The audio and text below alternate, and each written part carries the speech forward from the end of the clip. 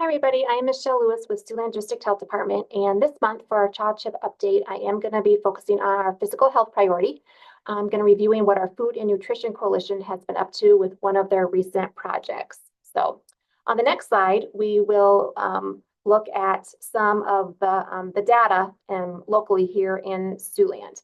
So the food insecurity data from FY22 talks about having roughly 12,640 individuals that were defined as food insecure. Those individuals, that means they do not know where their next meal is coming from or do not have funding to secure their next meal. So again, that's just roughly 12% of our population. And then when you look at the average meal cost in Woodbury County, that is $3.88. So they look at what the average person spends on kind of like a week's worth of meals, and they figure out if they eat 3 meals a day for 7 days, that is typically the average cost of that meal. Then looking at some data from the Food Bank of Siouxland, and this data comes from us from fiscal year 2023, it gives an overview of the amount of food that they have distributed in their serving area as well. So the previous slide highlighted information on Woodbury County and their food insecurity numbers. This looks at the amount of food that the food bank has distributed in their service territory, which is much larger than just Woodbury County. So for their mobile food pantry, you can see that well over 1 million pounds of food was distributed in 2023. With regards to their mobile school pantry, over 45,000 pounds were distributed. And then when it comes to their local backpack program that serves 11 of our area schools, over 62,000 food sacks were distributed during that 2022-2023 school year. So just with a quick review of that data, you can see the need and the number of people that are insecure in our community and the need for food resources. So because of that, we know as professionals working in the field, we're aware of that data and of those needs and concerns. So that's people in the medical fields, the health fields, social service fields, the education fields. So we wanted to make sure that graduates that will be coming up into working in those fields in the next few years were also well aware of those needs and those concerns.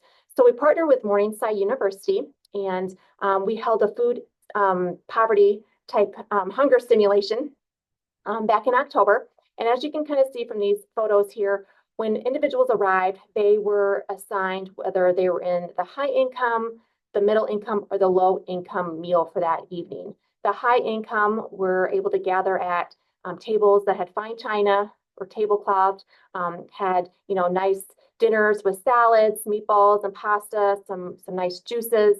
The middle income, they did have to serve themselves, and they were able to eat some noodles and just some sauce and lemonade.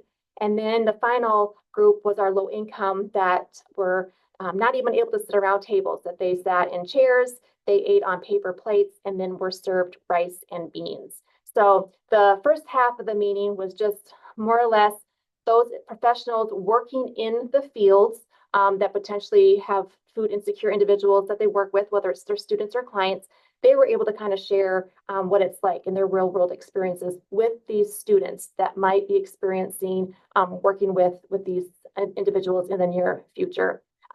Then after the meal was finished, we then turned it over to a panel discussion that we had professionals from our community, from Morningside University, from Siouxland Community Health Center, from the food bank, and then from the Gospel Mission, that were able to share, again, more examples of what it's like to work in organizations that are really geared towards people that may be food insecure. So again, it was just an evening to mainly educate students on what they could potentially see in the next couple of years in their real working world, and then to share the resources that are available to them. So they were able to walk away with a food and nutrition guide that listed a lot of resources in the Siouxland area for them to learn more about food insecurity, but also to utilize to give to future clients, families, students that might be needing those resources in the community. So that was just the food bank